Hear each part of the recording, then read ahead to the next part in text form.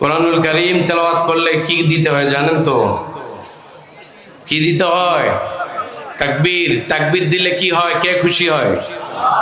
জোরে বলেন, কে খুশি হয়? তাকবীরটা কার শব্দ? আল্লাহর শব্দ। কার শব্দ? যেই শব্দটা আল্লাহর সাথে সম্পৃক্ত, সেই শব্দটা যখন বান্দা বলে আল্লাহ কি হয়? খুশি হয়ে যায়, তাই না? কিন্তু এই তাকবীর দিলে পরে আগে হতো, এখন হয় কিনা জানি না, অনেক মানুষ আছে যাদের অন্তরে জ্বালা পড়া শুরু হয়, আছে না? এক গ্রুপ আছে তাকবীরের ধ্বনি শুনতে পারে না, অপছন্দ করে, আছে না নাই? আপনারা গত বছর তার আগের বছর মনে এসেছিলাম, তো এখানে তাকবীরের ধ্বনি শুনে এক চেয়ারম্যান, তার নাম কি বলেন তো? ফাটাকেষ্ট মোস্তফা কামাল, তাই না? এই মাহফিলে কিন্তু বাধা দিয়েছিল, দেয়নি? আমি যখন আলোচনা করছিলাম সে এসে বাধা দিল, বলল হুজুর বন্ধ করেন, রাজনীতি হচ্ছে। কি হচ্ছে? আজকে এই জমিন থেকে বলতে চাই, যারা স্বৈরাচার ছিল তোমরা আজকে কোথায়? তোমাদেরকে আজ খুঁজে পাওয়া যায় না কেন? আসো, খেলা হবে এখন। এই ফাটাকিষ্ট অনেক অত্যাচার করেছে, শুধু ফাটাকিষ্ট নয়, ওই রকম হাজার হাজার লক্ষ লক্ষ ফাটাকিষ্ট বাংলার জমিনে ছিল, আজকে খুঁজে পাওয়া যাচ্ছে? তোমরাও চলে যাও, তোমাদের আপা যেখানে গেছে, ঠিক কি না? কারণ আপা যেখানে আছে, আপা তো ভালোই আছে, তোমাদের এই বিপদের আইখা আপা যে চলে গেছে, তাহলে আপা তো দুঃসময়ের বন্ধু তোমাদের হলো না, ঠিক কি না? আপা শুধু ক্ষমতায় ছিল, মজা নিয়েছে, আর যখন ক্ষমতা থেকে চলে গেল তখন সব নেতাকর্মীকে ফেলে, বিপদের মুখে ফেলে ভারতে চলে গেছে। তো আল্লাহু আকবারের তাকবীর শোনার পরে মোস্তফা কামালের চুলকানি হয়েছিল। কি হয়েছিল? খুব জ্বালা পড়া হয়েছিল। তো আমি ওই সময় খুব দুঃখ পেয়েছিলাম।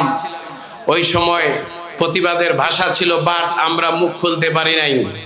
আমাদের মুখে তালা, মাদ্রাসায় তালা, যেখানে যায় বিভিন্ন ভাবে আমাদেরকে বাধা দেওয়া হয়েছিল। আজকে আমাদের কোনো বাধা আছে? মন খুলে কোরআন হাদিসের আলোচনা হবে ইনশাআল্লাহ, শুনবেন তো? কে কে শুনবেন একটু দুই হাত তুলে আল্লাহকে দেখান।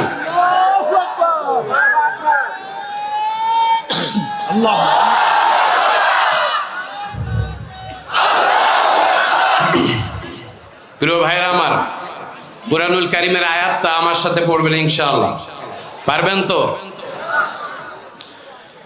বিসমিল্লাহির রহমানির রহিম।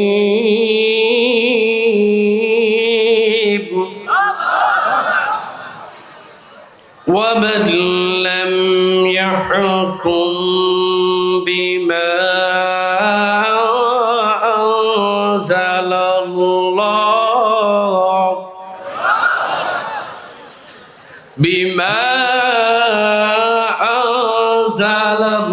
আনজালাল্লাহু ফাউলাইকা হুমুল কাফিরুন।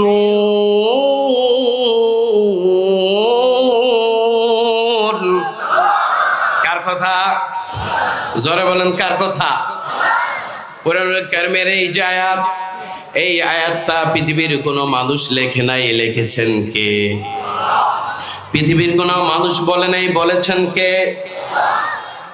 এই আয়াতের মধ্যে কোনো সন্দেহ আছে নাকি? জোরে বলেন, আছে? এই আয়াতটা হলো সরাসরি আল্লাহর কালাম, যেই কালামের মধ্যে কোনো রকম সন্দেহ আছে? পৃথিবীতে যতগুলো বই আছে, সন্দেহ আছে না নাই? পৃথিবীতে যতগুলো রাইটার আছে, গবেষক আছে, তারা বইয়ের মধ্যে লেখে, প্রিয় ভাইরা আমার, বইয়ের মধ্যে লেখে, আমার বইয়ের মধ্যে কোনো ভুল ভ্রান্তি হলে পরে আমারে ধরিয়ে দিবেন, বলে না? আমি সংশোধন করে নেব। কিন্তু আমার আল্লাহ রাব্বুল আলামিন এমন একটা কোরআনুল কারীম দিয়েছেন, যেই কোরআনের ফার্স্ট থেকে লাস্ট পর্যন্ত কোনো সন্দেহ নাই। 6666টা আয়াত, এই 6666টা আয়াত হযরতে আয়েশা রাদিয়াল্লাহু তাআলা আনহা বলছেন, তার বর্ণনা মতে তিনি বলেছেন এই 6666টা আয়াতের মধ্যে কোনো সন্দেহ আছে নাকি? আচ্ছা আপনারা বলেন তো, কোরআনের ফার্স্ট টু লাস্ট মানতে হবে কিনা, না শুধু কিছু কিছু মানবো সুবিধাবাদ জিন্দাবাদ, কিছু মানবো আর কিছু মানবো না এরকম, না শুরু থেকে শেষ পর্যন্ত মানতে হবে? তাহলে কোরআনুল কারীমের যে আয়াতটা আমি তেলাওয়াত করেছি এই আয়াতটাও কোরআনের একটা আয়াতের অংশ, ঠিক কিনা? এই আয়াতটা মানতে হবে কিনা? এই আয়াতটা তাহলে মানতে হবে। যদি মানেন তাহলে আল্লাহর বিধান মানা হলো, আর যদি না মানে তাহলে আল্লাহর বিধানকে অস্বীকার করা হবে। আমরা কি আল্লাহর বিধান মানবো না অস্বীকার করব? কথা বলে না। আল্লাহর বিধান মানার দরকার আছে না নাই? প্রিয় ভাইরা আমার, এবার খেয়াল করে আল্লাহ রাব্বুল আলামিন বলছেন وَمَنْ لَمْ يَحْكُمْ بِمَا أَنزَلَ اللَّهُ।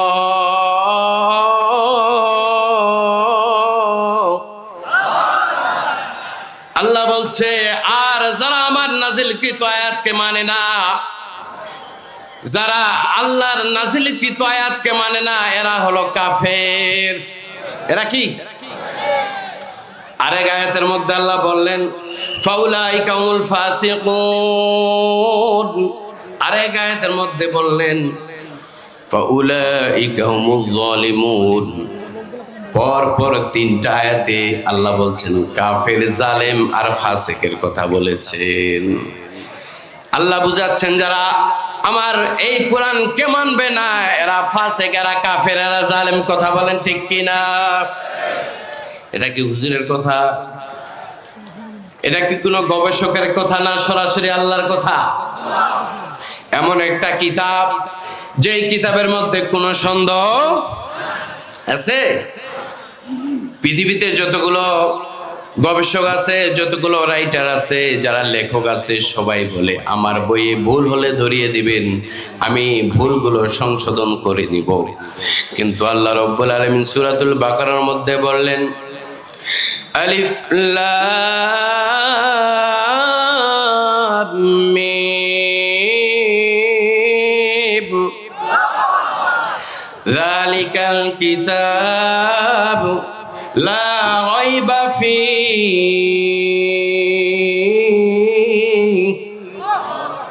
প্রিয় ভাইরা আমার, this is the book there is no doubt. এমন একটা কিতাব আল্লাহ দিয়েছে যেই কিতাবের মধ্যে কোন রকম সন্দেহ নাই। তাহলে সেই কিতাব থেকে আলোচনা হবে, মন দিয়ে শোনা লাগবে কিনা?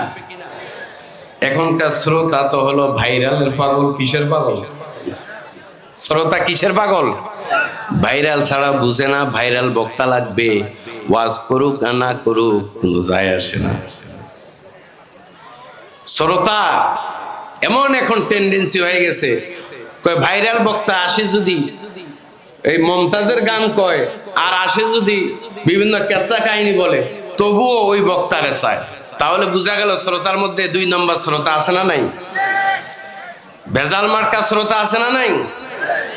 তো হাজার হাজার মাহফিল যদি হয় কেঁচা কাহিনী দিয়ে ভরপুর, আর মমতাজের গান বিভিন্ন সঙ্গীত দিয়ে ভরপুর, তাফসিরুল কোরআন মাহফিল, তাহলে তাফসিরুল কোরআনের মাহফিলের এই যে নামটা, এই নামটা চেঞ্জ করে অন্য নাম দেওয়া দরকার। গজলের মাহফিল, তারপর ওই যে কেঁচা কাহিনীর মাহফিল লিখে দিত। অনেক বক্তা আছে, আর শ্রোতারাও তো পাগল। হুজুর যখন কুরআন হাদিস থেকে কথা বলে, ওগুলো শ্রোতাদের ভালো লাগে না। কি লাগে না? ভালো লাগে যদি গজল বলে, গান বলে, একটু কেচ্ছা কাহিনী বলে, তাহলে খুব মজা পায়। প্রিয় ভাইরা আমার, আল্লাহ রাব্বুল আলামিন কোরআনুল কারীমের সূরাতুল মায়েদা এত সুন্দর করে 44 নম্বর আয়াতের মধ্যে বললেন যারা এই কোরআন নাজিলকৃত আয়াতগুলোকে মানবে না, আল্লাহর বিধানগুলোকে মানবে না, তারা হলো কাফের, তারা ফাসিক, তারা হলো জালিম। পরপর 3টা আয়াতে বলেছে।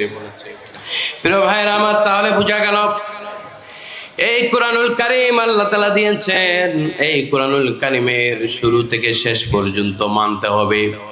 পৃথিবীবাসী যদি এই কোরআনুল কারীমটাকে যদি কেবলমাত্র সিনার মধ্যে নিয়ে ক্ষান্ত নয়, এইটা যদি ওই পার্লামেন্টে যদি আইন অনুযায়ী যদি এটা পরিচালিত করা যেত, তাহলে এই সারা বাংলাদেশটা সোনার বাংলাদেশ হয়ে যেত। ঠিক কিনা? আজকে যদি কোরআনের আইন অনুযায়ী চোরের হাত কাটা থাকতো, হাত কাটার বিধান হতো, তাহলে একটা চোর খুঁজে পাওয়া যেত না। মসজিদে নামাজ পড়ে ঈদের দিন পর্যন্ত আমার জুতা চুরি হয়ে যায়। ঈদের নামাজ পড়বেন, জুম্মার নামাজ পড়বেন, চোরের অভাব নাই। আর এই তো চোর হলো জুতা চোর। কিছুদিন আগে ঈদগাহ বস্তিতে নামাজ পড়লাম, নামাজের পরে দেখছি একজনের 2-4 জন মিলে পুরা একদম কিলাচ্ছে। আর কি হয়েছে সবাই বলছে জুতা নিয়ে গেছে। একটা জুতা চোরকে যদি আমরা এইভাবে কিল ঘুষি মারি, তাহলে যারা দেশের টাকা আত্মসাৎ করেছে, বিদেশে পাচার করেছে, এদেরকে কিল মেরে মেরে দুনিয়া থেকে বিদায় করা উচিত। এরা একটা সামান্য 200 টাকা দামের জুতা চুরি করে যে মাঠটা খায় রে ভাই। আর তোমরা দেশের লক্ষ লক্ষ কোটি কোটি টাকা বিদেশে পাচার করো, বউয়ের নামে হাজার হাজার কোটি টাকার অ্যাকাউন্ট খুলে রাখো। তাহলে এদের বিচার বাংলার জমিনে করার দরকার আছে না নাই? প্রিয় ভাইরা আমার, মনে রাখতে হবে, যারা এই রকম জুলুম, নির্যাতন, স্বৈরাচারী আচরণ করে জনগণের মুখে তালা দিয়ে, জনগণের উপর স্টিম রুলার চালিয়ে যারা এই দেশটাকে একটা বন্দি কারাগারে পরিণত করেছিল, আজকে 2024-এর যা ছাত্র আন্দোলন, বৈষম্য বিরোধী আন্দোলনের মাধ্যমে যেই স্বাধীনতা আমরা পেয়েছি, যেই নিয়ামত পেয়েছি, এই নিয়ামত কিন্তু আমাদেরকে ধরে রাখতে হবে। কারণ এখনো কিন্তু আমাদের লড়াই শেষ হয় নাই। এখনো ওই স্বৈরাচার গোষ্ঠী এখনো কিন্তু ষড়যন্ত্র করতেছে যে এই বিপ্লবটাকে যাতে প্রতিহিংসায় করে, যেভাবে করে ষড়যন্ত্র করে আবার পুনরায় যেন তারা আসতে পারে, সেই ষড়যন্ত্র তারা চালিয়ে যাচ্ছে। কিন্তু বাংলার জনগণ 16 বছর নির্যাতন সহ্য করেছে। মাক্কি জীবনে যেমন বিশ্বনবী নির্যাতিত হয়েছে, নিপীড়িত হয়েছে, মাজলুম ছিল, মক্কা থেকে মদিনায় গিয়ে তিনি দিনের বিজয় করেছেন এবং ইসলামী স্টেট কায়েম করেছেন। আমরা 16 বছর নির্যাতনের শিকার হয়েছি, জুলুমের শিকার হয়েছি। 16 বছর পরে যেই মাঠ পেয়েছি, এখন আমরা এই স্বাধীন দেশে স্বাধীনভাবে ইসলামের বিজয় দেখতে চাই। কে কে দেখতে চান? 2 হাত তুলে আল্লাহকে দেখান।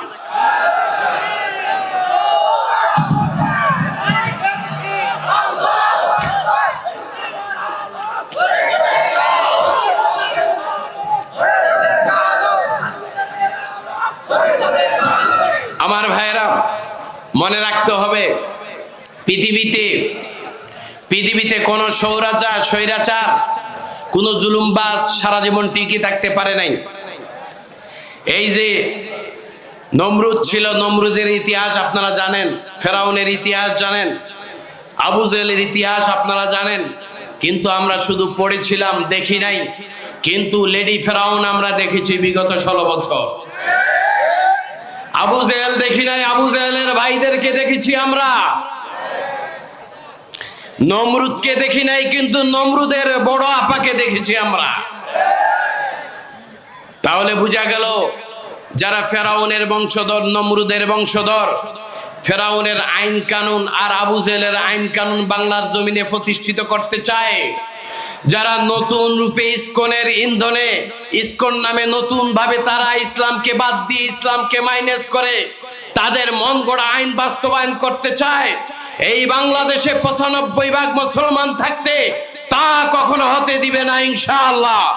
আমরা যদি আমাদের কোরআনের জন্য আবার ময়দানে জীবন দিতে হয়, আমরা জীবন দিতে প্রস্তুত আছি ইনশাআল্লাহ।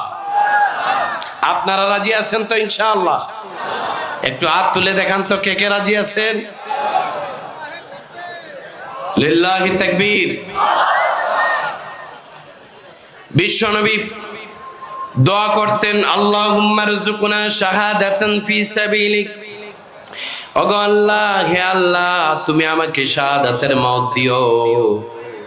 এই শাহাদাতের মওত যে পান করেছে, দুনিয়াটা তার কাছে তুচ্ছ। ঠিক কি না? এর বাস্তব প্রমাণ আবু সাইদ মুগ্ধ কথা বলেন, ঠিক কি না? এই যে সাইফুল ইসলাম ভাই অ্যাডভোকেট সাইফুল ইসলাম আলিফ, তাকে হত্যা করা হলো, সে শহীদ হয়ে গেছে। শহীদরা কিন্তু মরে না। শহীদরা কি মরে?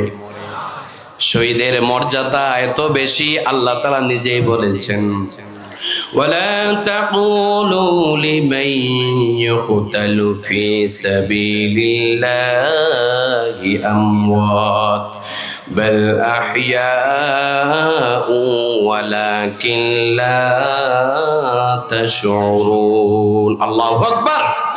কার কথা? আল্লাহ বলছে যারা আল্লাহর রাস্তায় জীবন দেয়, আল্লাহর রাস্তায় শহীদ হয়, এদেরকে তোমরা মৃত বলো না। কি বলো না? মৃত বলো না।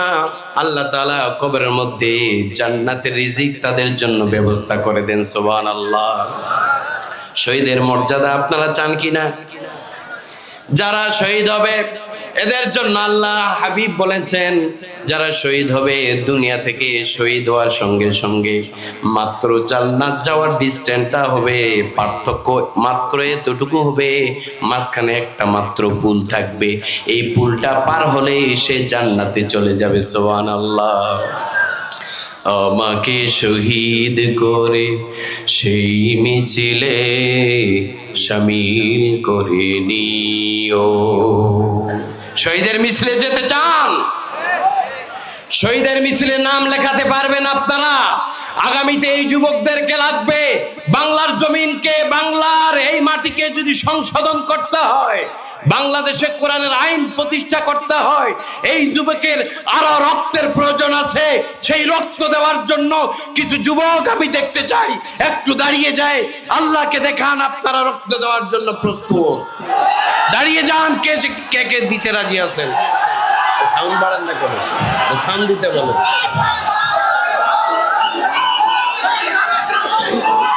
আল্লাহ তোমার এই বান্দাগুলোকে কবুল করে নাও, আমিন।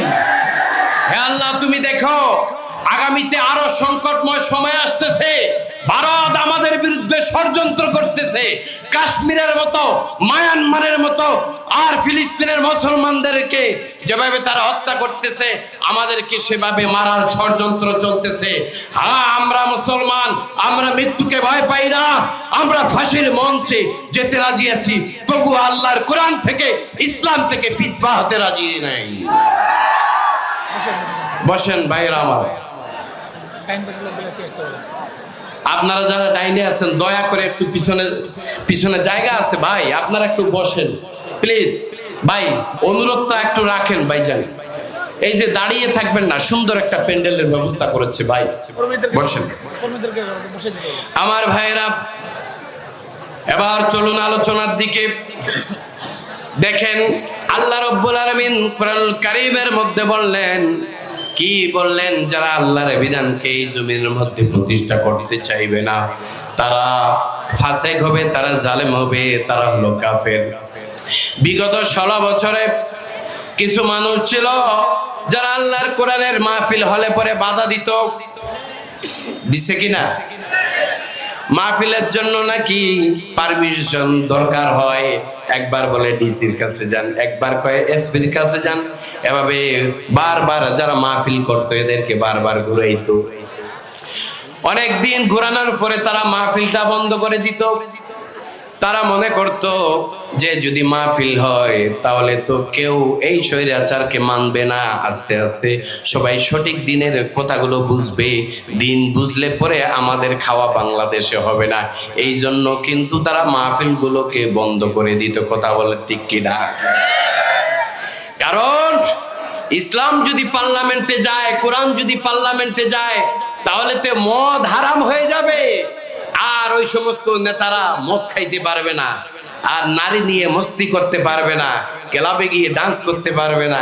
এই ভয়ে এই মজা তারা হারাইতে চায়নি, যার কারণে 47 সাল পর্যন্ত থাকার জন্য প্ল্যান করেছিল। কথা বলেন ঠিক কিনা? আল্লাহর মায়ের কোন পর্যন্ত? ভারত পর্যন্ত, দুনিয়ার বাইরে। যা হোক, আল্লাহ তাআলার শক্তি দেখেন। 47 লাগবে না। আল্লাহ বলছে, ও হাসিনা, ও স্বৈরাচারের দল, শুনে রাখো, 47 তোমাদের পরিকল্পনা। আমি আল্লাহ বলছি আমার পরিকল্পনা। 2024 সালেই তোমাদেরকে বিদায় করা হবে। ওমাকারু ওমাকারাল্লাহ ওয়াল্লাহু খায়রুল মাকিরিন। বলছে তোমরা এই ইসলাম যারা মানে, ইসলামের কথা যারা বলে, আলেমদের বিরুদ্ধে, কোরআনের বিরুদ্ধে ষড়যন্ত্র করো, আর আমি আল্লাহ যেই কৌশল গ্রহণ করব সেই কৌশলের কাছে তোমাদের ষড়যন্ত্র 1 সেকেন্ড টিকবে না। কথা বলেন ঠিক কিনা? এরকম ষড়যন্ত্র বিগত সালে হয়েছে কিনা? হয়েছে আমার ভাইয়েরা। কারণ বিশ্বনবী বললেন পৃথিবীতে কখনো কোনো জাতি সফল কাম হবে না। এই হাদিসটা মনোযোগ দিয়ে শুনবেন। অনেকে কিন্তু এই হাদিসগুলো মানে না, শুনে ঠিক কিন্তু মানে না। বিশ্বনবীর হাদিস, বুখারী শরীফের হাদিস। হাদিসটা আজকে মুখস্থ করে যাবেন, অথবা যদি আরবিটা নাও পারেন অর্থটা মুখস্থ করে যাবেন। হাদিসটা কোনো বানোয়াট বা জাল হাদিস না। বিশ্বনবী বলেছেন লা ইউফলিহা কওমুন ওয়াল্লাহু আমারহুম ইমরাতান। ওই জাতি, যেই জাতি কোন নারীকে ক্ষমতায় বসায়, ওই জাতি, ওই দেশ, ওই রাষ্ট্র কখনো সফল কাম হবে না। রাসূল সাল্লাল্লাহু আলাইহি ওয়াসাল্লাম বলেছেন। কে বলেছেন? কিন্তু বুঝি না বাংলাদেশের মুসলমান 95% সবে বুঝে, কোরআন বুঝে, হাদিস বুঝে, তারপরও কেন যেন মেয়েদেরকে ক্ষমতায় বসাইতে চায়। বুঝি না মাথার মধ্যে কি ঘেলু আছে আমাদের।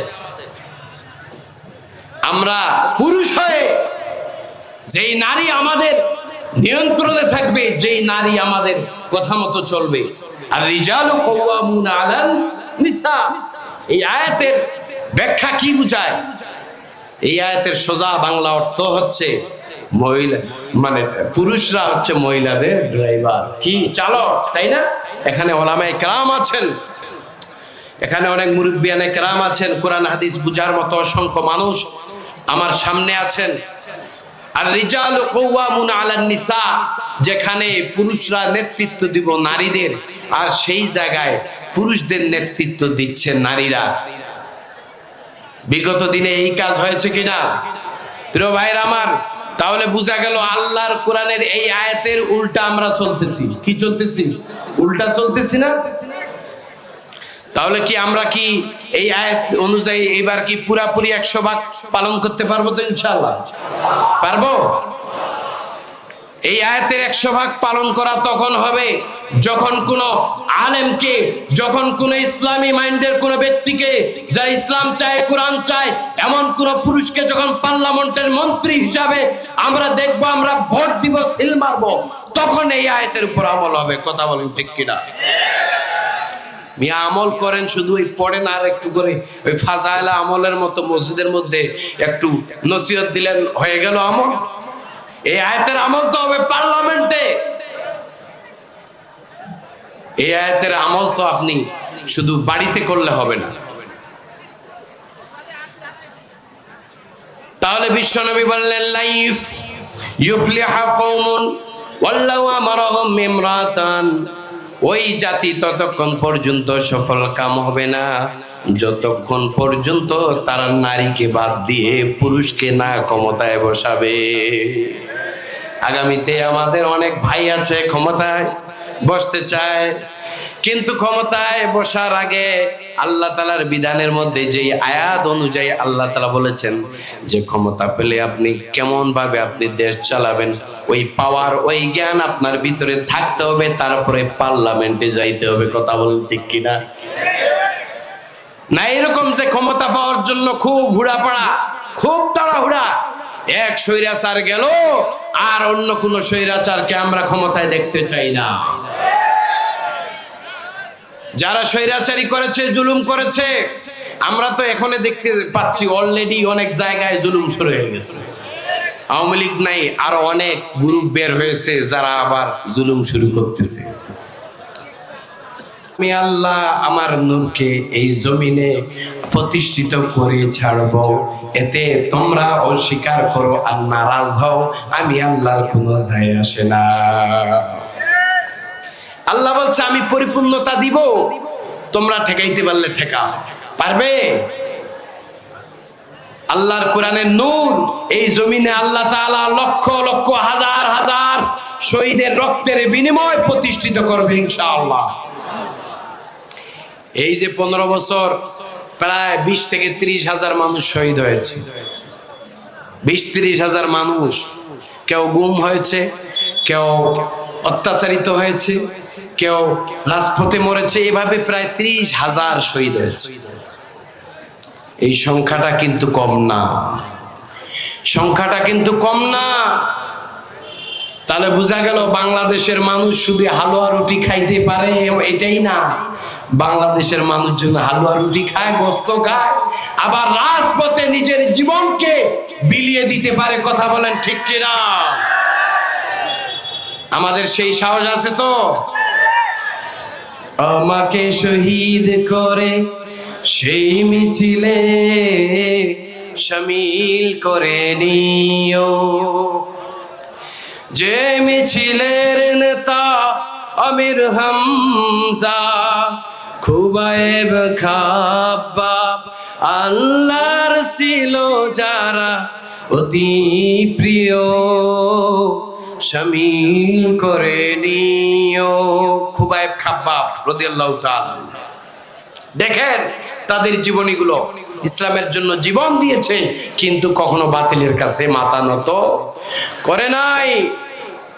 প্রিয় ভাইয়েরা আমার, এখন ইমানদার ছিল হযরতে মুসা আলাইহিস সালাতু ওয়াস সালাম।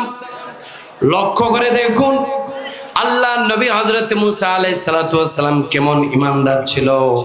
তার ছোট্টবেলার গল্পটা যদি আপনারা শুনেন, ইতিহাস যদি শুনেন, সূরাতুল কসসের মধ্যে আপনারা পাবেন আল্লাহ তাআলা কুরআনুল কারীমের মধ্যে হযরতে মুসা আলাইহিস সালাতু ওয়াস সালামের এই যে ঘটনা সুন্দরভাবে বর্ণনা করেছেন। হযরতে ইউসুফ আলাইহিস সালাতু ওয়াস সালামের ঘটনা বর্ণনা করেছেন, হযরতে ইব্রাহিম আলাইহিস সালাতু ওয়াস সালামের ঘটনা বর্ণনা করেছেন, কিন্তু হযরতে মুসা আলাইহিস সালাতু ওয়াস সালামের কথা বেশি বেশি কোরআনে এসেছে। কারণ বিশ্ব নবী চাইতেও হযরতে মুসা আলাইহিস সালাতু ওয়াস সালাম আল্লাহর সাথে বেশি কথা বলেছেন, ঠিক কি না? আল্লাহর নবী হযরতে মুসা আলাইহিস সালাতু ওয়াস সালাম পৃথিবীতে আসবে, আসার সময় বাধা দিয়েছে, ঠিক কি না? হযরতে মুসা আলাইহিস সালাতু ওয়াস সালাম যখন পৃথিবীতে আসবে, ওই সময় যেই বিরোধী দলের লোক ছিল তার নাম কি? তার নাম কি? ফেরাউনের নাম নিতে ঘৃণা হয় নাকি? অবশ্যই ঘৃণা হয়, কিন্তু নামটা একটু জোরে বলুন তো, কি নাম? ফেরাউন।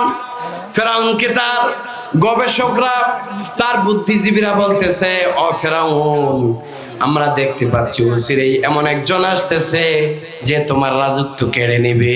ফেরাউন কই, কি?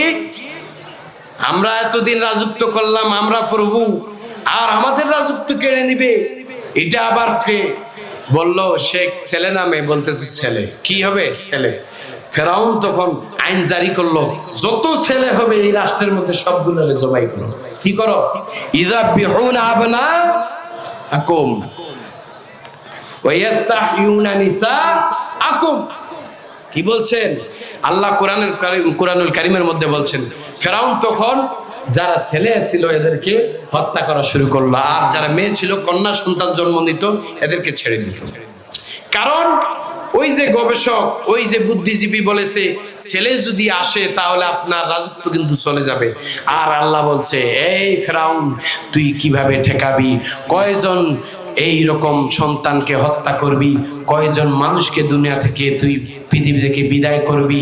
তারপরও যত সন্তান বিদায় হোক না কেন, যত মানুষকে তুমি হত্যা করো না কেন, তারপরও তোমার ওই রাজত্ব রাজপ্রাসাদের মধ্যেই আমি আল্লাহ সুন্দর কৌশলে আমার সেই সৈনিককে পাঠিয়ে দেব, ঠিক কিনা? সেই সৈনিকের নাম কি? হযরতে মুসা আলাইহিস সালাম। সুকৌশল। সবাই খুঁজতেছে কার বাড়িতে ছেলে সন্তান। একটু কান্নার আওয়াজ পেলেই ফেরাউনের দল বল গিয়ে সেখান থেকে জোর জবরদস্তি করে মায়ের কোল থেকে, বাবার কোল থেকে নিয়ে হত্যা করত। কিন্তু আল্লাহ তাআলা হযরত মুসা আলাইহিস সালাতু ওয়াস সালামকে পৃথিবীতে পাঠাবেন, তো তিনার যে মা ছিল, গর্ভধারিণী মা, তিনার মায়ের পেটটা আল্লাহ তাআলা এত বড় এই জন্য করেন নাই যাতে মানুষ দেখে বুঝতে পারে যে উনার পেটে কোনো বাচ্চা নেই। আবার তিনি যে প্রসব করেছেন কোনো যন্ত্রণা ছিল না, কোনো কান্নাকাটি ছিল না, কোনো আওয়াজ হয়নি। তাহলে বুঝেন আল্লাহ তাআলা সুকৌশলে আর হযরত মুসা আলাইহিস সালাতু ওয়াস সালাম যখন আসলেন ভূমিষ্ঠ হওয়ার পরে কোনো কান্নাকাটি নেই, আওয়াজ নাই, তিনার মাকে আল্লাহ তাআলা বললেন সুন্দর করে তাকে নিরাপদে কোথায় দেওয়ার জন্য? সমুদ্রের মধ্যে, সাগরের মধ্যে, একটা বাক্সের মধ্যে প্যাকেট করে সুন্দরভাবে সমুদ্রের মধ্যে দেওয়া হলো। সব নেতা কর্মীরা, ফেরাউনের দলবল সবাই খুঁজে কোন বাড়িতে ছেলে সন্তান আছে তাকে হত্যা করব, কাউকে জীবিত রাখা হবে না। কিন্তু হযরত মুসা আলাইহিস সালাতু ওয়াস সালামের মা সুন্দরভাবে বাক্সের মধ্যে প্যাকেট করে ওই বাক্সটা সুন্দরভাবে ছেড়ে দিলেন সমুদ্রের মধ্যে। কত কষ্ট পেয়েছেন, তারপরও দিয়েছেন, কারণ আল্লাহ কৌশল সুন্দরভাবে শিখিয়ে দিলেন। দেখেন হযরত মুসা আলাইহিস সালাতু ওয়াস সালাম পৃথিবীতে আসলো, ওই সময় তার মা জানতো এই হলো আমার মুসা, তারপর নামটা কিন্তু গোপন করেছিল, কাউকে বলে নাই। কারণ ওই সময় নাম বললে পরে হত্যা হওয়ার সম্ভাবনা ছিল, মেরে ফেলার সম্ভাবনা ছিল, এই জন্য নামটা সুন্দর করে গোপন করে রেখেছিল। ঠিক হযরত মুসা আলাইহিস সালাতু ওয়াস সালাম সমুদ্রের মধ্যে ভাসতেছে, ফেরাউন আর তার স্ত্রী হযরত আসিয়া তারা কিন্তু সমুদ্রের এক কিনারার মধ্যে, আমরা যেমন কক্সবাজারের সমুদ্রের সৈকতে আমরা ঘুরতে যাই, গিয়ে সেই কিনারায় একটু বিনোদন করি, আমরা সেই পড়ন্ত বিকেলের সেই সুন্দর যে আলো আসে বিকেল বেলা আমরা থাকি, সেই সুন্দর আবহাওয়াগুলো আমরা উপলব্ধি করি, একটু আরাম আয়েশ করি, একটু আমরা সুন্দরভাবে সেই দৃশ্যগুলো দেখি। ফেরাউন তার বিবি হযরত আসিয়া তিনারাও কিন্তু সেই রকম ভাবে বসেছিল তাদের লেগের মধ্যে। দূর থেকে তার বাহিনী দেখতেছে, একটা হঠাৎ করে একটা বাক্সের মধ্যে কি কেউ জানে না। অনেকে মনে করেছে বাক্স হঠাৎ করে কিভাবে আসলো, ওখান থেকে ইন্টেলিজেন্ট গবেষণা যারা করে, যারা দায়িত্বে আছে তাদেরকে পাঠানো হলো, বাক্সটা ধরার পরে দেখে ওই বাক্সের মধ্যে বম টম আছে নাকি। আবার ফেরাউনের রাজত্ব যেহেতু হারানোর সম্ভাবনা আছে, মনের মধ্যে ভয় আছে না নাই? ফেরাউনের যখন কাঁপাকাঁপি শুরু হলো যে আমার রাজত্ব কখন চলে যায়, তাই সে একটা বাক্স দেখে মনে করতেছে বাক্সের মধ্যে কিছু থাকতে পারে। যেহেতু ওই সময় ওই রকম বম টম ছিল না, তবুও মনে করেছে কিছু একটা হবে, যেটা ভয় ছিল। কি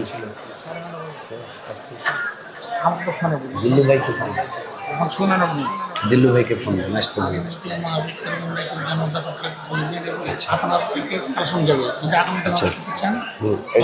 চা দেন। আমার ভাইরা এখানে একটা মজার গল্প আছে, জিল্লুকে ফোন দেন। মজার গল্পটা হলো ফেরাউন তার দলবল সবাই কিন্তু ওই যে বাক্সটা খুলতে সাহস পাচ্ছে না। আগে অনেক রকম মানুষকে দিয়ে একটু গবেষণা করায়, দেখো তো ভালো করে কি বাক্সের মধ্যে আবার তালাবদ্ধ। তারা সুন্দর করে বাক্সটা যখন খোলার পরে দেখে এখানে তো বম টম কিছু না, সুন্দর একটা ফুটফুটে চেহারা, এমন চেহারা ওই সময় ওই রাজত্বের মধ্যে এমন কোন সন্তান ছিল না ওই রকম সুন্দর। কারণ ওই বাক্সের মধ্যে যিনি ছিলেন তিনি হচ্ছেন হযরতে মুসা আলাইহিস সালাতু ওয়াস সালাম। কারণ আল্লাহর নবী হযরতে মুসার চেহারা তো সবার চাইতে ভালো, সবার চাইতে সুন্দর হবে। কথা বলেন ঠিক কিনা? কোন নবীর চেহারা তো সুন্দর হতে পারে না। এবার তার গবেষণা যারা করেছে যে এই যে বাক্সের মধ্যে যে আছে, অনেকের অন্তরে সন্দেহ হইল যে এই ছেলেটাই মনে হয় ফেরাউনের রাজত্ব কেড়ে দিবে। এবার ফেরাউনকে বলতেছে এই ছেলেটাই আপনার রাজত্ব কেড়ে দিবে। কিন্তু ফেরাউন কি বলতেছে যে তাহলে তো তাকে আর করা যাবে না। কিন্তু আল্লাহ তাআলার দেখেন কি সুন্দর একটা দয়া মায়া, কি সিস্টেমে আল্লাহ তাআলা হেফাজত করলেন। দেখেন স্ত্রীদেরও পাওয়ার আছে। আম্মাজান হযরতে আসিয়া তিনার অন্তরের মধ্যে আল্লাহ রাব্বুল আলামিন এত সুন্দর রহম দিয়ে দিলেন। দেখতেছেন এত সুন্দর ফুটফুটে একটা সুন্দর ছেলে। আমার যেহেতু কোনো সন্তান নেই, আমার যেহেতু কোনো ছেলে মেয়ে নাই, তাহলে আমার যেহেতু কেউ নাই, তাহলে এই যে সুন্দর ছেলেটা দেখলাম, ছেলেটার চেহারা দেখার সঙ্গে সঙ্গে হযরত আসিয়ার অন্তরে দাগ কেটেছে, হযরত আসিয়ার অন্তরে লেগে গেছে, এমন মহাব্বত জেগে গেছে। আল্লাহ তাআলা এমন মিল দিয়েছে। আসিয়া বলে, ফেরাউন আর টের চোখে এই সন্তানের দিকে তাকাবি না, তাকাইলে তোর একদিন আমার একদিন। কথা বলেন ঠিক কিনা? ফেরাউন কয় আমার দলবল আছে। আসিয়া কয় তোমার যদি সৈন্য এখানে থাকে 1000, ওখান থেকে আমার কিছু সৈন্য আমার পক্ষে আছে, ওরা কিন্তু তোমার রাজত্ব আগে কেড়ে নেবে। বেশি বাড়াবাড়ি করবি না, তোর রাজত্ব চলে যাবে। এই সন্তানকে হত্যা করতে পারবে না। এবার স্ত্রীর কথা না শুনলে তো লাভ নাই। আছে যত বড় হুজুর হন, আল্লাহর ওলি হন, বেশি স্ত্রীর সাথে বাড়াবাড়ি করলে ভাত পাওয়া যাবে কি? সালাম ভাই, আপনারা কয়দিন না খাই রাখে। স্ত্রীর সাথে যদি একটু গালাগালি হয়, দেখবেন যে ভাত টাত রান্না বান্না না করে সুন্দর একটা কম্বল মুড়ি দিয়ে থাকবে। যদি বলেন ভাত, বলে কোনে খাবি খাও যা। আর যদি ভাত রান্না করা থাকে, বলবে উল্টাই খাও, ভাত দিবে না। আছে না নাই? প্রিয় ভাইরা আমার, ওই রকম পাওয়ার কিন্তু আসিয়ারও ছিল। আসিয়া বলছে, ফেরাউন অনেক সন্তান হত্যা করেছো, কিন্তু এই ফুটফুটে সুন্দর সন্তানের দিকে তাকাবি না, তাকাইলে পরে তোর একদিন আমার একদিন। ফেরাউন কিন্তু অক্ষম হয়ে গেল। আর ওই সন্তানকে ফেরাউন কি করতে পারলো না, হত্যা করতে পারলো না। এবার সন্তানটা দিনকে দিন বড় হয়, আস্তে আস্তে মাত্র 6 মাস 1 বছর হয়ে যায়। হঠাৎ করে ফেরাউন একদিন দেখতেছে এতদিন থাকলো এই সন্তানকে আমি কোলে নেই না, দেখি তো এত সুন্দর সন্তান, একটু কোলে নেই। ছোট্ট বাচ্চা দেখলে কিন্তু একটু মজা লাগে একটু কোলে নিতে। ফেরাউন যখন হযরতে মুসাকে কোলে নিল, ছোট্ট বাচ্চা কাউকে এখন পর্যন্ত থাপ্পড় দেয় নাই। প্রথম থাপ্পড় মুসার হাতে ওই ফেরাউন খেয়েছে। খাওয়ার পরে বলে, এই বাচ্চা সাধারণ কোনো বাচ্চা নাই, এটা কোনো 1 বছরের বাচ্চা হতে পারে না, এই বাচ্চা 40 বছরের যুবকের মতো। থাপ্পড়ের ওজন শুনে ফেরাউন ওজন দেখে বলতেছি ভাই আসতেছে, কেন ফোন ধরবে না? তাহলে বুঝেন বক্তা আসতেছে, আমি অল্প কথার মধ্যে শেষ করে দেব ইনশাআল্লাহ। আমার ভাইয়েরা, কিছু কথা এখন থেকে মেসেজ আপনাদেরকে দেই। হযরতে মুসা আলাইহিস সালাতু ওয়াস সালামের নাম কিন্তু প্রকাশ হয় নাই। নাম কিন্তু জানতো হযরতে আসিয়া, নাম জানতো। হযরতে মুসা আলাইহিস সালাতু ওয়াস সালামের মা কিন্তু বলে নাই। এই যে 2024 আন্দোলনে অনেক বিশ্ববিদ্যালয়, আমাদের ইসলামী আন্দোলন করা ভাই ছিল, তারা বলে নাই আমরা শিবির অথবা ইসলামী আন্দোলন করি। এরাও কিন্তু নাম গোপন রেখে দিন কায়েমের জন্য জীবন দিয়েছে। আল্লাহ যখন বিজয় দিয়েছে, বুক ফুলিয়ে তারা এখন বলছে আমরা ইসলামী আন্দোলনের পক্ষে, আমরা জীবন দিব, জান দিব, মাল দিব, ইসলামী আন্দোলন থেকে পিছপা হব না। তাহলে বোঝা গেল কিছু কিছু পরিস্থিতি এমন হয় যে এই সময় নাম গোপন করে কাজ করতে হয়। অনেকে বলে নাম গোপন করা জায়েজ নাই, ভুল কথা। যখন যে এই পরিস্থিতি হয়, নামটা গোপন রাখলে যদি আপনি নিরাপদ থাকেন, অবশ্যই নাম গোপন করবেন। ওই সময় তো এমন সিচুয়েশন ছিল, এমন পরিস্থিতি ছিল, নাম বললেই পিটিয়ে হত্যা করত। এই বিশ্বজিৎ, তাকে যখন পিটিয়ে পিটিয়ে হত্যা করা হয়, বলতেছে তুই শিবির কেন? মাত্র 10-15 দিন দাড়ি কাটতে পারে নাই, দাড়িগুলো একটু বড় বড় হয়েছে, তাকে সন্দেহ করে পিটাই পিটাই হত্যা করা হয়েছে। কথা বলেন ঠিক কিনা? তারা বলেছে ভাই আমাকে মারিও না, আমি হিন্দু। না বেটা তুই শিবির। বিশ্বাস না হয় আমার পেন খুলে দেয়। তারপরও স্বৈরাচারের বাচ্চারা বিশ্বাস করে নাই, কারণ তাদের ঈমান নাই, তাদের বিশ্বাসও নাই। কথা বলেন ঠিক কিনা?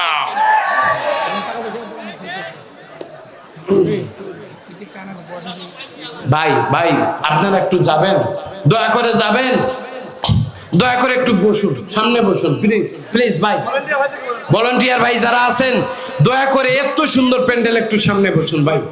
আমাদের বক্তা আসতেছে, আপনারা সামনে বসুন।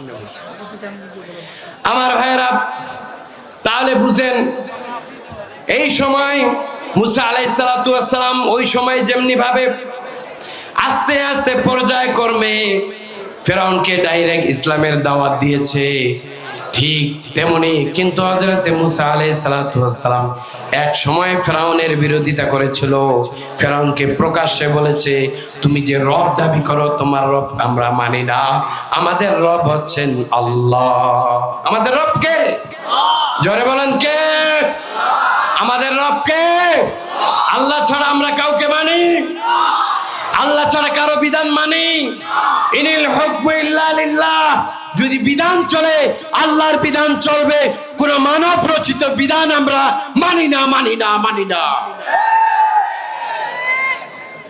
প্রিয় ভাইরা আমার, আলা লাহুল খালকু আমর, আলা লাহুল খালকু ওয়াল আমরু। আল্লাহ বলছে তোমারে সৃষ্টি করেছে আমি আল্লাহ। কার কথা? আল্লাহর কথা। যে আল্লাহ আপনাকে সৃষ্টি করলেন সেই আল্লাহর বিধান মানতে হবে। আল্লাহ নিজেই বলছে, বেটা তোমারে সৃষ্টি করলাম আমি, আর আমাকে বাদ দিয়ে অন্য কারো আইন তুমি চালাবে হবে না। কার কথা? আল্লাহর কথা। সুতরাং আল্লাহর আইন বাদ দিয়ে, আল্লাহর হুকুম বাদ দিয়ে অন্য কোনো আইন চলবে না। কারণ আল্লাহ রাব্বুল আলামিন বলছেন, وَمَن يَبْتَغِي غَيْرَ الْإِسْلَامِ دِينًا فَلَن يُقْبَلَ مِنْهُ وَهُوَ فِي الْآخِرَةِ مِنَ الْخَاسِرِينَ। আল্লাহু আকবার। সূরাতুল আলে ইমরান 85 নম্বর আয়াত। আল্লাহ বলছে, আল্লাহর দিন বাদে, ইসলাম বাদ দিয়ে অন্য ধর্মকে যারা গ্রহণ করেছে, ওই ধর্মকে, ওই ধর্মাবলম্বী যারা আছে, আল্লাহর কাছে এদের কোনো মূল্য নাই। মাছির দাম থাকতে পারে আল্লাহর কাছে, কিন্তু ওই মাছির চাইতে তারা নিকৃষ্ট। আল্লাহর কাছে ওই ধর্মের কোনো দাম, ওই মানুষগুলোর দাম নাই আল্লাহর কাছে। কারণ যারা ইসলাম থেকে বিচ্যুত হয়েছে ওদের দাম আল্লাহর কাছে নাই, ওদের দাম আল্লাহর কাছে নাই। যারা ইসলাম থেকে বিচ্যুত হয়েছে তারা যদি বেশি বাড়াবাড়ি করে তাদেরকে আমরা প্রতিহত করবো ইনশাআল্লাহ। আমার ভাইয়েরা, হক কথা বলা সবচাইতে বড় জিহাদ। যে আলেমরা হক কথা বলে না, বরং যেই সমস্ত আলেমরা হক কথা বলে তাদের গীবত করে। কথা বলেন ঠিক কিনা? এরকম চামচা মার্কা আলেম আছে না নাই?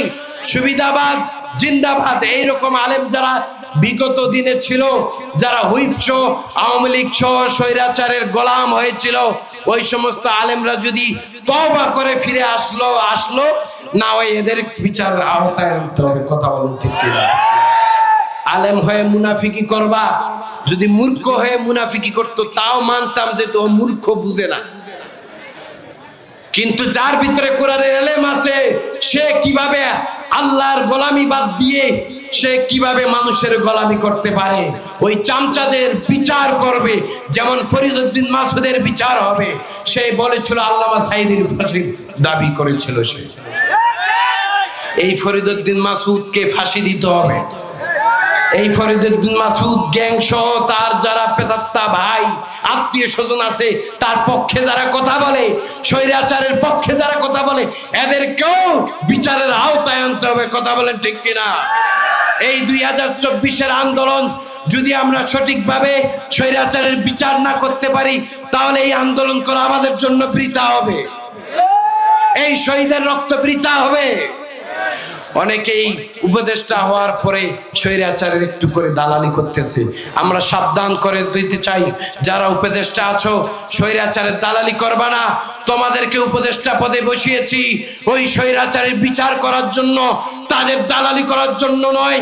ভারতের দালালি করার জন্য তোমাদেরকে বসানো হয়নি। কথা বলেন ঠিক কিনা? আর বেশি বাড়াবাড়ি করলে ওই উপদেষ্টা পদ থেকে তোমাদেরকেও বিচ্যুত করা হবে। কথা বলেন ঠিক কিনা? আমার ভাইরা আমার, এই গৌডাঙ্গার মধ্যে এই যে বিশাল তাফসিরুল কোরআন মাহফিল হয়, এই মাহফিল প্রত্যেক বছর হোক। আপনারা চান তো ইনশাআল্লাহ? চান কিনা? কে কে চান? একটু দোয়া তুলে আল্লাহকে দেখান। যারা হাত তুলে নেয় এরা চায় না, মনে করে সংসার গুলো টিকতেছে না। কথা বলেন ঠিক কিনা? এই যে সংসারে আমাদের জ্বালা যন্ত্রণা, এটা কিন্তু মা বোনদের দ্বারা শুরু হয়েছে। একজন মন্ত্রী একবার সংসদে বলতে গিয়ে, যদিও স্বৈরাচারের মন্ত্রী কিন্তু সত্য কথা বলেছিল, মাননীয় স্পিকার, আমরা কেউ কিন্তু ভালো নাই, কেন সবাই সংসদে পাম্পট্টি মারি ঠিক, কিন্তু বাড়িতে কেউ শান্তিতে নাই। কারণ আমাদের বাড়িতে যে মন্ত্রী আছে এরা কিন্তু আমাদেরকে শান্তিতে ঘুমাইতে দেয় না। কেন? কারণ আমরা যে 2 নাম্বারি করি, আমার বউ এগুলো পছন্দ করে না, আমাদেরকে বাড়িতে ভাত দেয় না ঠিক মতো। অনেক মা বোন আছে তারা কিন্তু ভালো, আপনি যদি 2 নাম্বারি করেন, আপনি যদি সুদ ঘুষ নেন, আপনার স্ত্রী কি বলবে? অনেক মা বোন আছে এত নেককার, বলবে তোমার সুদের টাকার প্রয়োজন নাই, লাথি মারি তোমার ঘুষের টাকা, আমি ডাল ভাত খেয়ে থাকবো, তুমি সুদের টাকা খাবো না। কথা বলেন ঠিক কিনা? ওই সমস্ত মা বোনদেরকে আমরা দেখতে চাই আগামীতে, ওই সমস্ত মা বোন যারা আসিয়ার মতো, হযরতে খাদিজার মতো, হযরতে ফাতেমা রাদিয়াল্লাহু তাআলার মতো যারা ভূমিকা রাখবে, ওই সমস্ত মা বোনদেরকে দেখতে চায়। কিন্তু দুঃখের বিষয়, বর্তমানে কিছু লেডি ফেরাউনের গোষ্ঠী আছে, এরা ভালো কিছু পছন্দ করে না। স্বামীকে বলে, স্বামী ঘুষ করবা, ঘুষ খাবে না, চুরি করবা না, ডাকাতি করবা, কি করবা করো, আমার মাসে মাসে এত টাকা লাগবে, এটা আমার লাগবে, আমাকে দিতে হবে, না দিলে তোমার সংসার করবো না। এমনও মেয়ে আছে শুনছি শহরে, যখন বলে হুজুর সপ্তাহে 1 দিন বড় মাঠ না নিয়ে গেলে নাকি তার ভাত হয় না। আহারে ভাই, এই বড় মাঠ সম্পর্কে একটা কথা মনে পড়ে গেল। আমি বলেছিলাম বড় মাঠ সম্পর্কে, ডিসি অফিসে যখন মাহফিলের পারমিশন শামীম সাইদিকে আর তারেক মনোয়ারকে আনতে গিয়ে যে গামটা জড়াইতে হয়েছে আমাকে, আমি বলেছিলাম স্বাধীন হওয়ার পরেও এত পারমিশন লাগে, আমি দেখতে পাচ্ছি স্বৈরাচারের বাহিনী এখনো ক্ষমতায় বসে আছে, এদেরকেও বিতাড়িত করতে হবে। তখন বললাম এখন কিসের পারমিশন লাগবে? তারপরেও অনেক জায়গায় পারমিশন, একবার ওই সেনাবাহিনীর কাছে, একবার এসপির কাছে, একবার পুলিশ সুপারের কাছে, একবার আবার ডিসি অফিসে, 4 জায়গায় দৌড়াইতে দৌড়াইতে মাহফিলের কার্যক্রমের ব্যাঘাত ঘটে। তো বললাম যে সেনাবাহিনী যখন ক্যান্টনমেন্টে আমাকে ধরে নিয়ে গেছিল, আমাদের যে অস্থায়ী যে ক্যান্টনমেন্ট, ওই যে কি বলে এটাকে, স্টেডিয়াম মাঠে, আমাকে 2 দিন আগে রাত 10:30 আমি আর আরেক ভাই হুজুর ছিল, ওখান থেকে পিকআপে করে একবার ভিতরে নিয়ে গেছে। আমরা তো ভয় পাইছি, যদিও ভয় করি না আল্লাহ ছাড়া, তবু একটু একটু ভয় লাগতেছিল কি যেন হয়, কারণ জীবনে তো যায়নি। তো আমাকে বললো হুজুর আপনি যে ওই মাঠে মাহফিল করবেন কার পারমিশন নিয়েছিলেন? তা আমি বললাম পারমিশন যে নিতে হয় এটাই তো জানি না, আমরা আপনাদেরকে অবগতি করব, কোনো পারমিশন যদি নিতে হয় আমি মাহফিল করব না। আপনাদের পারমিশন কেন করব, কেন নিব? যেই পারমিশন আল্লাহ তাআলা দিয়েছেন, শুধু পারমিশন নয়, আল্লাহর অর্ডার, আল্লাহর জমিনে আল্লাহর কথা চলবেই, কারো কাছে পারমিশন লাগবে না। সুতরাং আপনাদের কাছে পারমিশন নেওয়ার কোনো প্রয়োজন নাই। এই কথা বলার পরে বলছে হুজুর 23 তারিখের মাহফিল হবে 25 তারিখে। আমি বলেছিলাম 23 তারিখের মাহফিল হয় 23 তারিখে হবে, না হলে হবে না, কিন্তু 25 তারিখে হবে না। বলে হুজুর আপনি তো মারাত্মক, যদি মাহফিলটা করতে চান এই করেন সেই করেন, যাও অনেক ফর্মুলা মেনটেন করলাম। আমি একটা কথা বলে এসেছিলাম, ওই যে ঈদগাহ মাঠ যেখানে আমরা শত শত লক্ষ লক্ষ মুসল্লিরা সিজদা দেই, আর ওই ঈদগাহ মাঠের নিরাপত্তা আপনারা দিতে পারেন না। বর্তমানে ওই ঈদগাহ মাঠ খেলার একটা ময়দান হয়ে গেছে, আর প্রেম করার একটা আড্ডাখানা হয়ে গেছে। কথা বলুন ঠিক কিনা? ওই ঈদগাহ মাঠে যেখানে আমরা নামাজ পড়ি, আমার তো সন্দেহ লাগে ওখানে কারো নাপাক পানি পড়ে আছে নাকি, আমাদের হয়তো ঈদের নামাজ হয় না। কারণ ওই ঈদের মাঠে অনেক অবৈধ মায়ের অবৈধ সন্তানরা রাতের আধারে ওখানে আকাম কুকাম চালায়। কথা বলুন। আরে ভাই আমরাও তো বেড়াইতে যাই, আমরা তো আর ওদের মতো বেড়াইতে যাই না, আমাদের একটু ভালো লাগে, বিশাল একটা মাঠ যাই, কিন্তু মাঝে মধ্যে চোখে পড়ে যায় এই যে একজন আরেকজনের সাথে জড়িয়ে ধরা স্মৃতি। এমন এমন দৃশ্য দেখি আফসোস লাগে, নিজেকে খুব কষ্ট পাই। এই ঈদের মাঠে আমরা নামাজ পড়ি, এই ঈদের মাঠে নিরাপত্তা আপনারা দেন না, অথচ মাহফিল করার জন্য পারমিশন লাগবে। তারা যে অবৈধভাবে এখানে আকাম কুকাম করতেছে, এটার জন্য আপনারা কোনো বাধা দেন না, কোনো পারমিশন দিতে পারমিশন লাগে না, আর মাহফিল করলে পারমিশন লাগবে। এই কথা বলেছিলাম। আমি বলেছিলাম আপনারা অচিরেই এই যে আমাদের যে মিনারটা আছে এই মিনারের জন্য একটা ব্যবস্থা নেবেন, এখানে একটা ঘেরা করার ব্যবস্থা নেবেন, কারণ ওই মিনারটা মিম্বারের ভূমিকায়, এই মিনারটা মিম্বারের ভূমিকা পালন করে, এখানে খুতবা দেন। আর ওই জায়গায় আমাদের সুন্দর, এমন কি দেখেছি মানে বিয়ের সাজগোজ নিয়ে এমনও দেখেছি কিছু হিন্দু পর্যন্ত গিয়ে ওই মিনারের ছবি তুলে, সেলফি তুলে। আরে ভাই, ইসলাম শুধু ওই তসবি নিয়ে বসে থাকা আর 5 ওয়াক্ত নামাজ পড়া, এটাই কি ইসলাম? ওখানে যে অকাম আর আকাম কুকাম চলে, অবৈধ কাজ চলে, এটা হাত দিয়ে বাধা দেওয়া আমাদের দরকার আছে না নাই? এই ঈদগাহ মাঠের পবিত্রতা রক্ষা করা আমাদের ইমানই দায়িত্ব। কথা বলেন ঠিক কিনা? আমার ভাইরা, আমার মা বোনরা অনেক কষ্ট করে এসেছেন, অনেক ছোট্ট ছোট্ট বাচ্চা নিয়ে এসেছেন, অনেক কষ্ট করে এসেছেন। মা বোনদেরকে বলি, 4টি কাজ আমার মা বোন যদি করতে পারে, আল্লাহ তাআলা জান্নাতের 8টি দরজার যে কোনো দরজা দিয়ে ঢোকার জন্য অনুমতি দিয়ে দিবে। সুবহানাল্লাহ। কাজ হলো কয়টা? জোরে বলেন, আরো জোরে, আওয়াজ নাই, জোরে বলেন কয়টা? আরো জোরে। মিছিল করেন না, কিন্তু মিছিল করবেন ঠিক যখন 100 টাকা পাবেন, চা খাবেন, বিড়িও খাবেন, আবার মিছিলও করবেন, তাই না? আর আল্লাহর কোরআনের জন্য মুখ বন্ধ করে রেখেছেন, ও মুখের কোনো আল্লাহর কাছে দাম নাই। 4টি কাজ যদি কোনো মা বোন করতে পারে, বিশ্বনবী বললেন, তাহলে ওই মা বোন জান্নাতের 8টি দরজা দিয়ে যে কোনো দরজা দিয়ে প্রবেশ করতে পারবে। আল্লাহ তাআলা বলে দিবেন, ইদা সাল্লাত খামসাহা, যেই মা 5 ওয়াক্ত নামাজ ঠিক মতো আদায় করবে, ওই মা যদি ঠিক মতো 5 ওয়াক্ত নামাজ আদায় করে, তাহলে জান্নাতের 8টি দরজার যে কোনো দরজা দিয়ে ঢুকে যাবে। সুবহানাল্লাহ। প্রথম নাম্বার কি হলো? সাল্লাত খামসাহা। তারপর ওয়া হাফিজাত ফারজাহা। 2 নাম্বার হলো যেই সমস্ত মা, যেই সমস্ত নারী তাদের সতীত্ব ধরে রাখবে, তাদের যে ভার্জিনতা, এই ভার্জিনতা যে ধরে রাখবে, মারা যে তাদের সতীত্ব ধরে রাখবে, যদি ধরে রাখতে পারে, কোনো পরপুরুষের সাথে মেলামেশা না করে, কোনো পরপুরুষকে না দেখে অবৈধভাবে, তাহলে ওই সমস্ত মায়ের জন্য সুসংবাদ দিয়েছেন বিশ্বনবী। বলেছেন ওয়া হাফিজাত ফারজাহা, যারা তাদের লজ্জা স্থানকে হেফাজত করবে, ওই সমস্ত মা বোনরা জান্নাতের 8টি দরজার যে কোনো দরজা দিয়ে ঢুকবে। সুবহানাল্লাহ। দেখেন, ওয়াসামাত শাহরাহা, আরেকটি হলো রমজান মাসের রোজা যেই সমস্ত মা বোন রাখবে, তাদের মাসিক বাদে আল্লাহ তাআলার বিধানকে তারা যদি ঠিক মতো পালন করে, ওই সমস্ত মা কিন্তু জান্নাতের 8টি দরজার যে কোনো দরজা দিয়ে প্রবেশ করবে। সুবহানাল্লাহ। আর 4র্থ নাম্বার হলো ওয়াতাআত যাওজাহা। এই 4 নাম্বারটা খুব কঠিন। যদিও আমরা বলি, অনেক মা বলে স্বামীকে মুখে মুখে তর্ক করে বলে, তোমার কি করি নাই, তারপর তুমি আমার এই দেও না সেই দেও না। অনেক মা বলে ওয়াতাআত যাওজাহা, বলছে যেই সমস্ত নারীরা তার স্বামীর আনুগত্য করবে, তারা জান্নাতের 8টি দরজার যে কোনো দরজা দিয়ে ঢুকতে পারবে। কথা বলেন ঠিক কিনা? তাহলে আমার মা বোনদের জন্য একটা বড় বড় সুখবরের, ঠিক কিনা? বড় নিয়ামত না? এটা তো পুরুষের জন্য দেয় নাই। মা বোনদেরকে বলি, ও মা, স্বামী আপনার জন্য রহমত।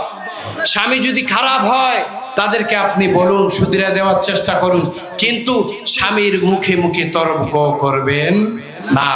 বিশ্বনবী বলেছেন, যেই নারী তার স্বামীর মুখে মুখে তর্ক করে, সেই নারী জান্নাতে যাবে।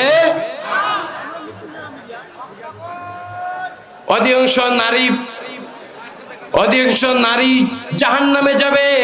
তার মধ্যে একটা কারণ হলো তারা স্বামীর বদনাম করে, স্বামীর গীবত করে, স্বামীর প্রশংসা করে না। ওই রকম নারী আছে না নাই?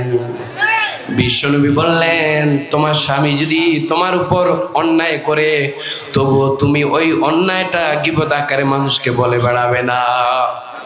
বিশ্বনবীর স্ত্রী যারা ছিলেন কখনো বিশ্বনবী সম্পর্কে বিশ্বনবীকে নিয়ে বাজে কোনো কথা বলেন নাই। বিশ্বনবী চরিত্রের দিক থেকে উত্তম ছিলেন, বাজে কথা বলার মতো মানুষ তিনি ছিলেন না, কারণ বিশ্বনবীর চরিত্র ছিল কোরআনের চরিত্র। কথা বলেন ঠিক কিনা? হযরত আয়েশাকে জিজ্ঞাসা করা হলো, ও আয়েশা, বিশ্বনবীর চরিত্র কেমন ছিল? হযরত আয়েশা বললেন, তোমরা কি কোরআন পড়ো নাই? সাহাবায়ে কেরামরা বলল, অবশ্যই কোরআন পড়েছি। হযরত আয়েশা রাদিয়াল্লাহু তাআলা আনহা বললেন, তোমরা যে কোরআন পড়েছো এই কোরআনটাই হলো ফার্স্ট টু লাস্ট বিশ্ব নবীর চরিত্র। কথা বলেন ঠিক কিনা?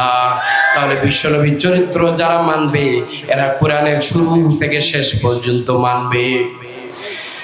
বিশ্ব নবী বললেন, ওই স্বামী সব চাইতে উত্তম যে তার স্ত্রীর কাছে উত্তম। এখন আপনি আমি বুকে হাত দিয়ে বলি তো, বুকে হাত দেন, হাত দেন বুকে, বুকে হাত দিয়ে বলেন, এই যুবকরা তোমরা দিছো কোন আগে, বুকে হাত দিয়ে বলেন কোন কোন ভাই যারা বিয়ে করেছেন তারা তার স্ত্রীর কাছে ভালো, বুকে হাত দিয়ে বলেন। অনেকে হাত দেয় নাই, কারণ স্ত্রী জানে আপনি কয় নাম্বার, জানে না কোন বাটপারের বাটপার, কত যে ধোঁকা স্ত্রীকে দিছেন। বাংলাদেশের মুসলমানরা দেখি বউকে বেশি ধোঁকা দেয়। সালাম ভাই বলে কি আজি সাহেব, বউকে বেশি ধোঁকা দেয়। মিথ্যা যদি বলে বউদের কাছে সবচাইতে বেশি মিথ্যা বলে। শাড়ি যদি আনতে বলে তাহলে 10 বার ঘুরায়, বলে আজকে দোকান বন্ধ, কালকে কি টাকা নাই, ওদিনকে আরেক বাহানা, বাহানার বাহানা। কিন্তু বউকে তারা অনেক বাহানা দিয়ে মিথ্যা বলে তারা চলে।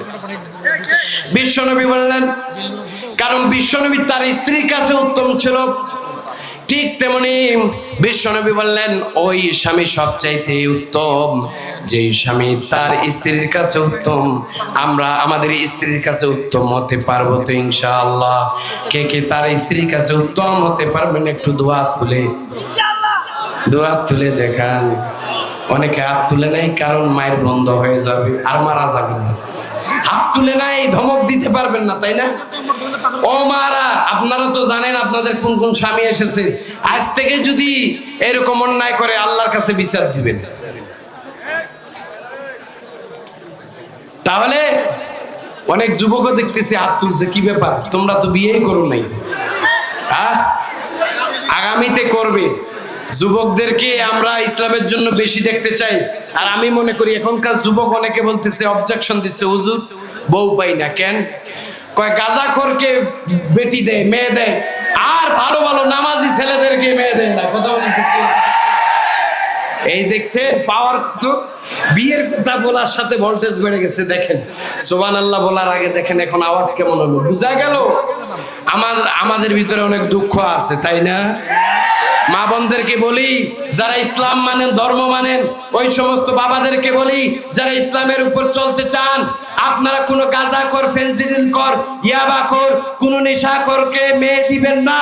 এই সমস্ত যুবক যারা ইসলামের পক্ষে আছে, দাঁড়িয়ে আছে, টুপি আছে, ইসলাম করে, ইসলামের পক্ষে আছে, কোরআনের পক্ষে আছে, যারা মাদ্রাসায় পড়ে এদেরকে মেয়ে দিবেন। কথা বলুন ঠিক কিনা? পক্ষে আছেন কে কে? হাত তুলেন। সবাই পক্ষে আছে, লিল্লাহি তাকবীর। আল্লাহ তাআলা তোমার কাছে ফরিয়াদ করি যে সমস্ত ভাইয়েরা এখন মাহরুম হয়ে আছে, বউ পাচ্ছে না, এদেরকে একটা নয় দুইটা করে বউ দেও। দুইটা করে কেন বললাম? মায়েরা যদি রাগ করে, রাগ করলে কিছু, আল্লাহ 4টা পর্যন্ত বিধান রেখেছে, রাগ করার কোনো এখানে বিধান নাই। এমন কি পুরুষের পাওয়ার আল্লাহ এত বেশি দিছে যে 4টা করলেও সমস্যা নাই। মেয়েরা যদি অসন্তুষ্ট হয় কোন রকম অনুমতি লাগবে না। অনেক মেয়ে বলবেন হুজুর এই ওয়াজ ভালো লাগলো না, কারণ এমনিতে তো স্বামী কথা শুনে না, আবার যদি আরেকটা বিয়ে করে তাহলে তো বিপদে পড়ে যাবে। তবে কিন্তু আছে, কি আছে? কিন্তুটা কি? যদি স্ত্রীর হক আদায় করতে পারেন, যদি শরীর চলে, শক্তি থাকে, সামর্থ্য থাকে, বীর মুজাহিদ হয়ে থাকেন, তাহলে আরেকটা। আপনি একটা নিয়েই পারেন না, একটাকেই খুশি করতে পারেন না, 2-4টা চিন্তা ভাবনা মাথায় আসে কি করে?